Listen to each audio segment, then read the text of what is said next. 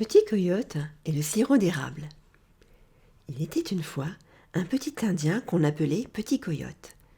Par une journée où la neige était en train de fondre, il se promenait dans le bois en quête de quelque chose à manger. Cette année-là, tous les champs qu'on avait cultivés autour du village n'avaient donné que peu de légumes. Le chef du village s'inquiétait fort, car il restait beaucoup de lune avant la nouvelle récolte. Aussi, le chef avait-il ordonné à tous les garçons en âge de manier un arc et des flèches de partir à la recherche de gibier. Petit Coyote n'était pas bien vieux. C'était même une de ses premières chasses, mais il s'était promis de rapporter quelque chose à manger. Petit Coyote aperçut une perdrix. « Perdrix, perdrix, toi qui voles, toi qui fuis, viens par ici que je t'attrape, petite perdrix. » Tout doucement, il sortit une flèche de son carquois, la plaça sur son arc, visa longuement, zip. Mais la perdrix s'était déjà envolée, et la flèche de Petit Coyote s'était plantée dans un arbre dont les feuilles deviennent rouges en automne. Petit Coyote était bien triste. C'était déjà bientôt l'heure de rentrer dans la hutte, rejoindre Père Gros-Loup, Mère Plume Bleue et Sœur Petite Hermine. Et il n'avait rien à apporter pour le repas du soir. Il s'approcha de l'arbre, tira fort sur sa flèche, et, ô surprise, de l'eau coula de cet arbre, à l'endroit même où sa flèche s'était plantée. Petit Coyote goûta cette eau.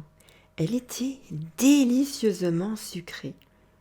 C'est alors qu'il eut une idée.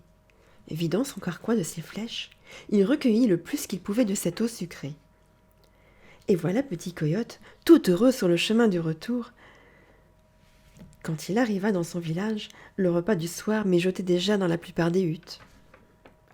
Lorsqu'il rentra dans sa hutte, Père Gros-Loup, Mère Plume Bleue et Sœur Petite Hermine étaient bien tristes, car la chasse n'avait rien donné ce jour-là, pas le plus petit bout de viande à mettre dans la marmite.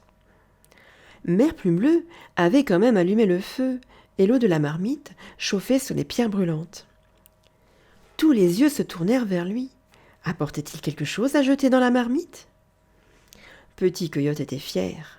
« Tenez, j'ai trouvé de l'eau au bon goût qui coule de l'arbre dont les feuilles deviennent rouges en automne. » Son père Gros-Loup, qui s'attendait à un gibier plus consistant, attrapa le carquois avec colère et le jeta sur les pierres brûlantes. Aussitôt, une bonne odeur de sucre remplit la cabane. L'eau sucrée se mit à pétiller sur les pierres brûlantes, se transformant en sirop. Étonnés, Gros-Loup, Plume Bleue, Petite Hermine et Petit Coyote recueillirent ce liquide gluant qui coulait sur les pierres et se régalèrent à s'en lécher les doigts. Puis, Père Gros-Loup se rappela que la hutte était entourée de ces arbres. C'étaient des érables. Gros-Loup fit une entaille dans un de ces arbres et accrocha la marmite sur une branche. Ensuite, tout le monde rentra se coucher. Le lendemain matin, la marmite était remplie de l'eau qui goûte bon.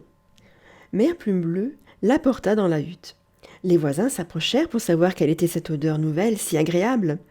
On fit circuler des gobelets d'écorce remplis de ce sirop. Tout le monde était joyeux. Personne n'a jamais rien goûté de semblable. Et quand la neige eut presque complètement disparu, le chef du village proposa qu'on fasse une grande fête en l'honneur de cette découverte de Petit Coyote. Il décida qu'à partir de ce jour, chaque année, à la lune de la neige qui fond, tous les Indiens de la tribu célèbrent la fête du sirop d'érable. Et Petit Coyote devint plus tard un grand chef.